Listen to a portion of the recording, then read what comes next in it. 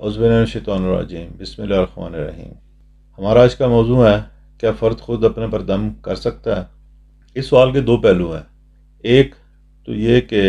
جس نے یہ سوال کیا، کیا وہ روحانی والے سے بات کر رہا ہے یا جسمانی والے سے؟ لیکن جس نے بھی یہ سوال اٹھایا ہے، پوائنٹ اٹھایا، یہ بہت اچھا موضوع ہے۔ اس میں سب سے پہلے ہمیں یہ دیکھنا ہے کہ جو مریض ہمارے پاس آیا ہے، کیا وہ کسی جسمانی مرض کا شکار ہے یا کسی روحانی مرض کا شکار ہے؟ اگر تو وہ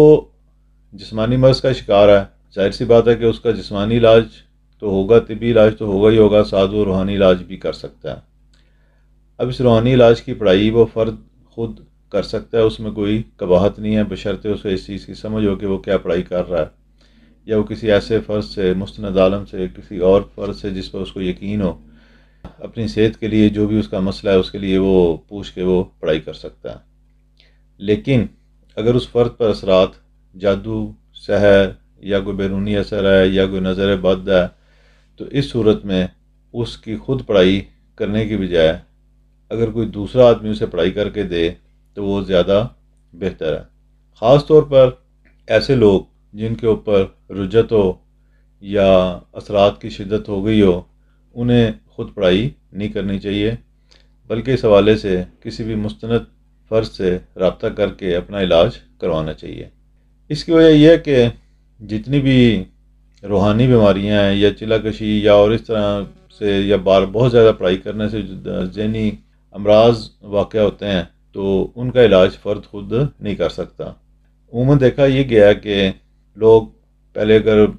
10 صورتیں پڑھ رہے تھے یا 10 تسبیحیں کر رہے تھے، تو اب وہ اگر مرض ان کا ٹھیک نہیں ہوا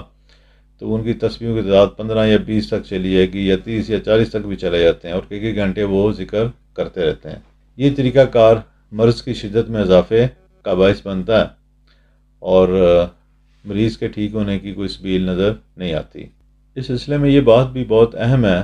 کہ کوئی بھی فرد ہو، چاہے حکیم بھی ہو، ڈاکٹر بھی ہو، کوئی بھی ہو، جب وہ کسی مرض کا شکار ہوگا، کوئی چھوٹی موٹی مرض کی حد تک تو بات اور ہے، لیکن اگر مرض میں تھوڑی سنجیدگی واقع ہو گئی، یا مرض تھوڑا سا بگڑ گیا، یا مرض اس کو بنیادی دوائی کھانے کے باوجود اس کو آرام نہیں آ رہا، تو ظاہر سی بات ہے کہ وہ کسی اور معالج سے ہی رابطہ کرتا ہے۔ تو روحانی دنیا میں بھی یہ اصول اسی طرح لاگو ہوتا ہے۔ اگر سحری اثرات، بیرونی اثرات، رجت، چلا کشی کی وجہ سے کوئی مسئلہ پیدا ہوا ہے، تو خود پڑھائیاں کرنے کی بجائے بہتر ہے کہ کسی مستند فرد سے رابطہ کر کے اپنا علاج کروایا جائے، کیونکہ میں نے ایسے لوگوں کو جو خود پڑھائی پہ زیادہ زور دیتے ہیں اس صورتحال میں ٹھیک ہوتے ہوئے نہیں دیکھا، بلکہ ان کا مسئلہ بگڑتا ہی رہا ہے۔ امید ہے آپ کو اس موضوع پہ بات واضح ہو گئی ہوگی۔ اللہ ہم سب کامیاب و ناصر ہو اور ہمیں دنیا اور آخرت میں کامیاب فرمائے، آمین۔